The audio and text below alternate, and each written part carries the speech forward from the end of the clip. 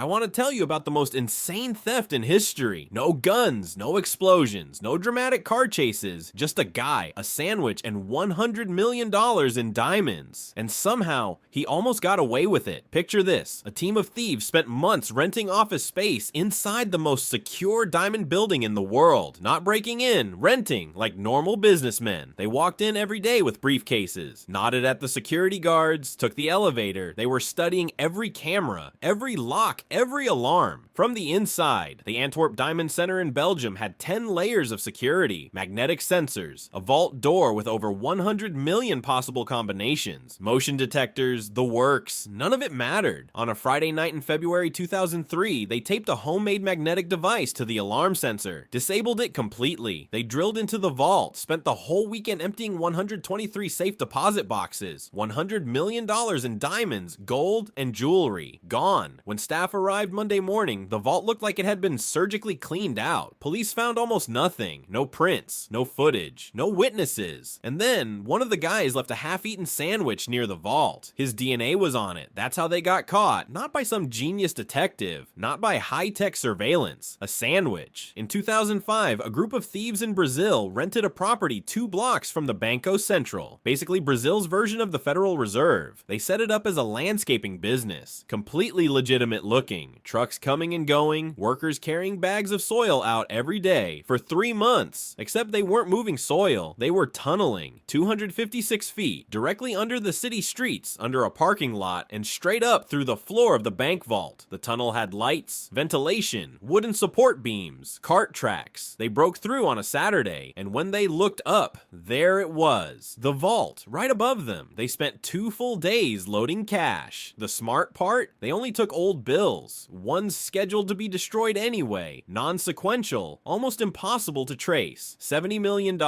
When bank workers showed up Monday, they found a vault with a hole in the floor and 5 empty steel containers. Police recovered less than $10 million. The rest? Still out there somewhere. This one is almost too simple. July 1987, a man named Valerio Vice walks into the Knightsbridge Safe Deposit Center in London. He doesn't cut the power. He doesn't hack anything. He just walks up to the counter and asks to rent a safe deposit box. That's it. That's the plan. Once a staff member escorts him into the vault area, he pulls out a gun. His crew floods in through the front door. They flip the sign to temporarily closed. They spend the next few hours emptying the place. Between 40 and 60 million pounds in cash, jewelry, and valuables. The biggest robbery in British history at the time. He escaped clean, but months later, he came back to London just to pick up his Ferrari. He'd left it behind when he fled. Police had been watching it the whole time. March 18th, 1990, 1:24 in the morning. 2 men in Boston police uniforms buzz the intercom of the Isabella Stewart Gardner Museum. They tell the security guard they're responding to a disturbance call. The guard, the 23-year-old college student working the night shift, lets them in. He wasn't supposed to. Museum policy said to call the station first and verify. He didn't do that. They handcuff both guards to pipes in the basement, and then they spend 81 minutes walking through the museum completely alone. They cut 13 artworks directly from their frames with box cutters, 3 Rembrandts, a Vermeer, 5 Degas sketches, over $500 million worth of art, the largest art theft in history. And here's the part that gets me every time. The empty frames are still hanging in the museum today. The museum's deed says the artwork must always be displayed in those exact spots.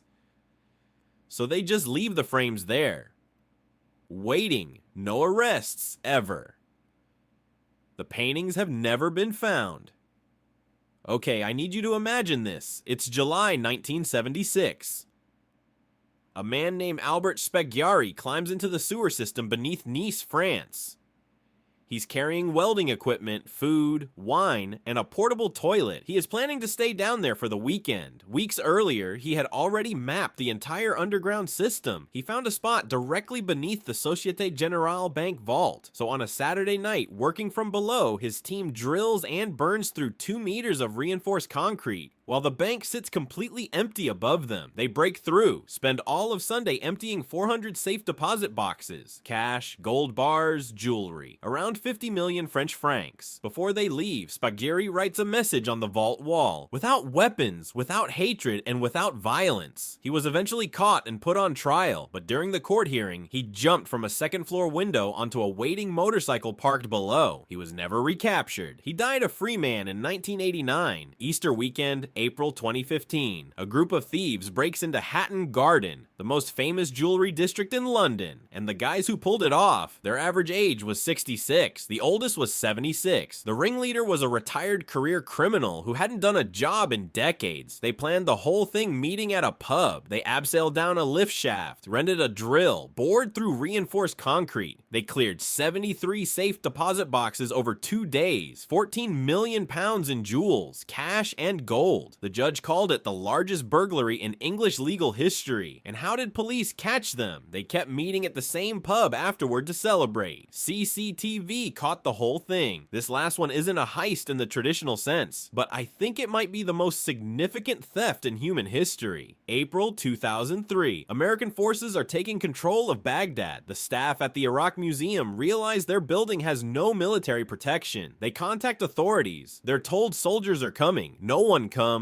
For 48 hours, looters move through the museum freely, but the people who hit the locked basement storage rooms weren't random rioters. Those rooms weren't visible from the public galleries. Finding them required knowing the building's layout. These were professionals. They took approximately 15,000 artifacts, objects dating back 5,000 years. The sacred vase of Warka, one of the oldest carved vessels in human history. A golden Sumerian harp. Some pieces were recovered. Many turned up in private collections in Europe and the United States. Around 8,000 artifacts from one of the oldest civilizations on Earth have never been found. The people who took them knew exactly what they were looking for, and not a single arrest was ever made. So what's the lesson from all of this? The most insane heists in history weren't won with weapons or explosions. They were won with patience, with planning, with the kind of confidence that makes you rent an office inside the building you're about to rob, or leave a half-eaten sandwich at the scene of the crime. If you want to see more stories like this, subscribe. I've got a lot more where this came from.